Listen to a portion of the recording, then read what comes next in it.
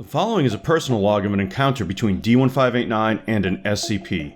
Upon death, D-1589 revived with anomalous properties including enhanced speed, durability, strength, and an as yet unlimited ability to regenerate.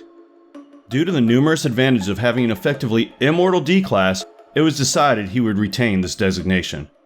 Despite his distinctly below average intellect, he has been asked to record an account of these experiments in the hopes of discovering new information. This is one such account. This week, D-1589's log covers an unplanned event. D-1589 was brought to Site-19 to participate in an experiment involving SCP-281. Due to unforeseen circumstances, that interaction has been delayed. D-1589 instead met SCP-2396. SCP-2396 is a female humanoid approximately 2.5 meters tall and weighing 101 kilograms. SCP-2396 is identical to a baseline female human in appearance, with the exception of naturally occurring pink hair and irises. The words Miss Sweetie from Little Misters by Dr. Wondertainment are tattooed along the outside of SCP-2396's left thigh. During D-1589's transit to SCP-281, a containment breach occurred and an alarm sounded. We're walking down the hall, and this alarm goes off. The guys are trying to hurry me away, but I smell candy. I am sure this alarm is just a drill or something. They're always doing them. Besides, I'm not a machine. You can't just tempt me with candy and not expect me to go all out. Do you know how long it's been since I had candy? According to your diet log, at the time of the incident, 7 minutes. Exactly. That's an eternity. I take off towards the candy, and the others know how fast I am. They don't even try to chase me because, they'd never catch me because I'm like lightning. The alarm was caused by instances of SCP-2396-B attempting to breach SCP-2396's containment. Somehow, SCP-2396 ingested sugar, causing it to create instances of SCP-2396-A. Small objects comprised of simple sugars that resemble assorted colors of hard candy. SCP-2396-A instances appear anywhere within a 6-kilometer radius of SCP-2396's current location, with a greater density appearing in areas known to contain human traffic. Due to their size and the large area of SCP-396's effect, placement and amount of SCP-2396-Alpha are uncertain. The production of SCP-2396-Alpha is known to increase when SCP-2396 undergoes stress. While SCP-2396-Alpha objects are harmless when touched or ingested by female-identified humans, male-identified humans undergo a gradual transformation into an instance of SCP-2396-B. I'm power walking at a brisk pace towards the smell, but my spidey sense is going off saying, "Danger, Biff Robinson, danger." But you know what? Chocolate nougat waits for no man. I turn a corner and... well, let me just say, I've seen many a strange sight in my day. But this might be at least the third strangest. There's this giant man riding a unicorn trying to break into a room.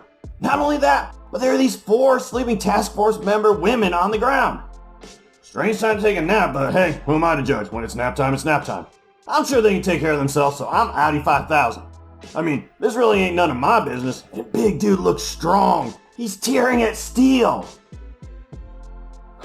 That's when I realized both he and the deformed horse are made of candy. Crappy hard candy, but it's still candy. You know what? On second thought, I think those poor women need some help. What kind of horrible person would I be if I just left them to the mercy of these delicious monsters? Not on my watch. The 4 sleeping women were part of Task Force Lambda 6, the Girly Girls. They had been drugged to prevent interference with the instances of SCP-2396-B. SCP-2396-B instances take the form of large humanoid constructs and, rarely, unicorns. Once an SCP-2396-B entity has been fully converted, it will make its way towards SCP-2396 and attempt to breach its containment. SCP-2396-B entities show a strong resistance towards blunt force trauma and exhibit abnormal strength. SCP-2396-B entities will attack any male-identified individuals in their line of sight. These entities also follow any commands given by a female-identified individual, including orders to stand down, and are most easily terminated with fire, whether through incinerator or flamethrower. It was a tough fight, but I lick him and bite and chew him too. Unicorn thought he was so cool. Well, he was kind of cool, till he got stuck between my teeth. Haha. I kind of wish there'd been a few more of them though. I'm not quite full yet.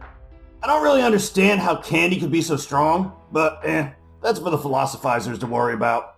After I'm finishing up My Little Pony's hooves, I burp, naturally, and that's when I hear this voice saying, "Ick, why are you so gross?" I look up and damn, that's a big bitch. Like, I'm a big bitch.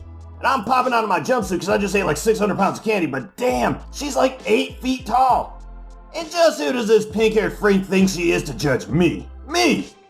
She tells me I ruined everything and then she wishes I would die, and if I had $1 for every time I heard that, I'd be like a billion trillionaire by now. That's when I do start to feel kind of sleepy. And man, do I have to pee all of a sudden.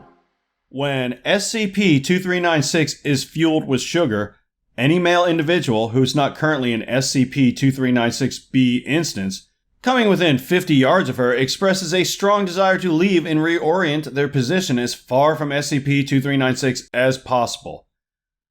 This effect prevented D-1589's escort from following him. It is also believed this is what D-1589 referred to as his spidey sense. Male-identified individuals brought in direct contact with SCP-2396 undergo symptoms similar to a diabetic coma.